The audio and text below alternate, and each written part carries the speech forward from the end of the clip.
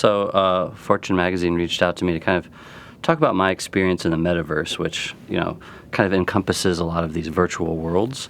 And so they kind of brought me in, and I talked about how I use it, how I see artists kind of building artwork forward in the future, and then also, kind of giving a little how-to guide for them. And so that was really fun. I think they just released the first part of that series, and I think it's going to be multiple episodes.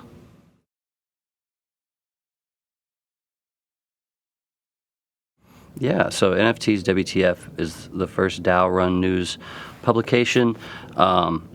They kind of reached out to me and asked if I wanted to be involved, and I had an issue with how the general media portrays NFTs in the space, and how they kind of focus on huge sales or rug pulls or negativity often, because that usually gets the most clicks. So I saw an opportunity to kind of help influence a news source that was more, a deeper look into the space, focusing more on, the art side of it and the more important issues of it versus kind of sensational headlines.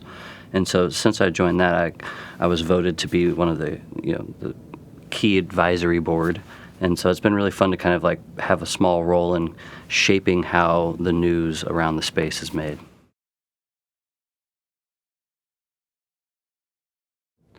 Well, this next year, I'm going to probably continue along the same journey of trying out new things. I want to get more into VR and AR. I want to get more into wearables for digital worlds.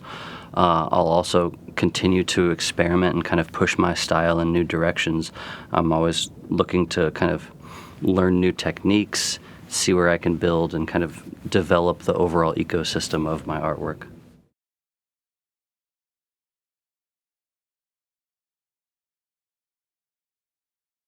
So one thing that really appealed to me about NFT in America was that half the tickets were given to students. And so I approached this as a way to kind of give advice and educate people that are looking to join the space. After being in it for the 2 years and kind of transitioning from, my previous role in kind of, television or, gallery artwork into this space, kind of share the pros and cons and lessons learned. And so I'm really excited to kind of condense all that into this little talk I'm going to give later today.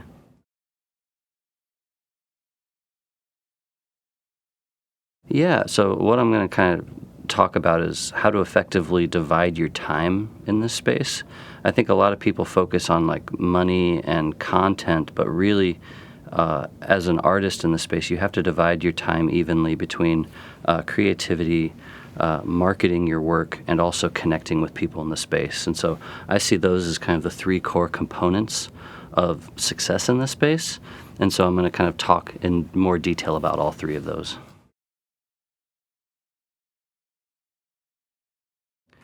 I would say join the space without necessarily spending money or trying to earn money. Just kind of join the Twitter groups, listen, learn, spend some time kind of understanding what makes this new kind of ecosystem tick, because it doesn't work like the previous Instagram worlds or TikTok worlds. It's very connected, it's very personal, and I think if you come into it in a way where you understand that and you make meaningful connections before you try to jump in head first, you'll find it's much more rewarding.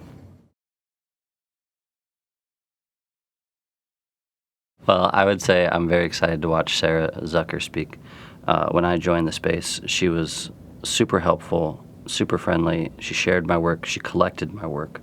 And I've collected her work. I'm a huge fan. And I think when I talk about having meaningful connections and putting that kind of positive energy into the space, she's one of the people at the top of my list. But there's so many people speaking today that are doing stuff on a technical level that I find so fascinating, whether it's generative art or scientific art, programmable art. I'm excited to just kind of listen and learn, because the lineup is just filled with some really, really incredibly talented people.